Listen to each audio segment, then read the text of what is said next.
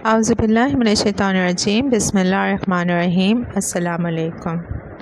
آج میں آپ کو 8 کوڈز بتانے جا رہی ہوں، یعنی 8 کوڈز بتانے جا رہی ہوں جن کا استعمال کر کے ہم جنت میں داخل ہو سکتے ہیں۔ یعنی یہ وہ کوڈز ہیں جو جنت میں داخل ہونے کے لیے ہم استعمال کر سکتے ہیں۔ کوڈ نمبر 1 کیا ہے؟ کوڈ نمبر 1 یہ ہے کہ رسول اللہ صلی اللہ علیہ وسلم نے فرمایا، جو شخص ہر فرض نماز کے آخر میں آیت الکرسی پڑھے گا، اسے موت کے سوا کوئی چیز جنت میں داخل ہونے سے نہیں روکے گی۔ کوڈ نمبر 2 یہ ہے کہ رسول اللہ صلی اللہ علیہ وسلم نے فرمایا کہ جو اللہ تعالیٰ سے 3 بار جنت مانگتا ہے تو جنت کہتی ہے، اے اللہ اسے جنت میں داخل کر دے، اور جو 3 مرتبہ جہنم سے پناہ مانگتا ہے تو جہنم کہتی ہے، اے اللہ اس کو جہنم سے نجات دے۔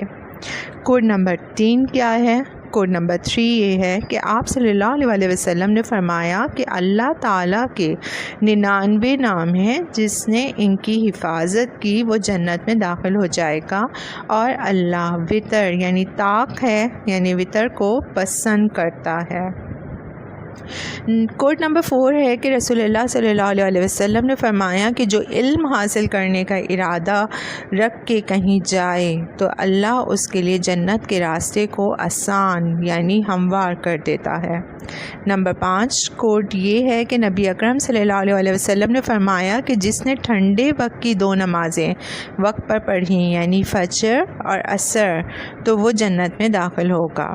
کوڈ نمبر 6 یہ ہے کہ رسول اللہ صلی اللہ علیہ وسلم نے فرمایا کہ جس نے 2 لڑکیوں کی کفالت کی تو میں اور وہ جنت میں اس طرح داخل ہوں گے، اور آپ نے کیفیت بتانے کے لیے اپنی دونوں انگلیاں یعنی شہادت اور درمیانی سے اشارہ کیا۔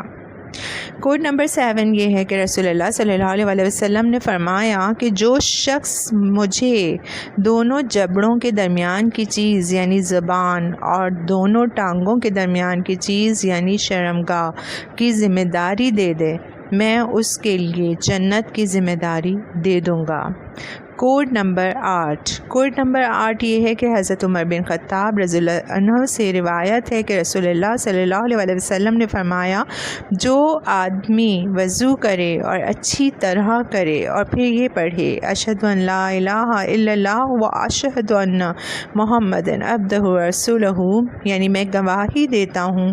کہ اللہ تعالیٰ کے سوا کوئی برحق معبود نہیں، اور میں گواہی دیتا ہوں کہ محمد صلی اللہ علیہ وسلم اس کے بندے اور رسول ہیں، اس کے لیے جنت کے 8 دروازے چوپٹ کھول دیے جاتے ہیں، جس دروازے سے چاہے وہ داخل ہو جائے۔ تو پیارے پیارے مسلمان بہن اور بھائیوں، جس طرح آپ لوگ کا موبائل فون نہیں کھل سکتا بغیر کسی کوڈ کے، اگر صحیح کوڈ کو یاد رکھنے کے لیے تھوڑا سا آپ کو یادداشت پر زور دینا پڑتا ہے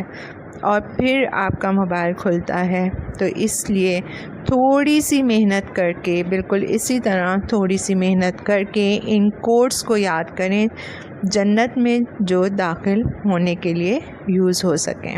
اللہ تعالی ہمیں پورے دین پر عمل کرنے کی توفیق دے، آمین ثم آمین۔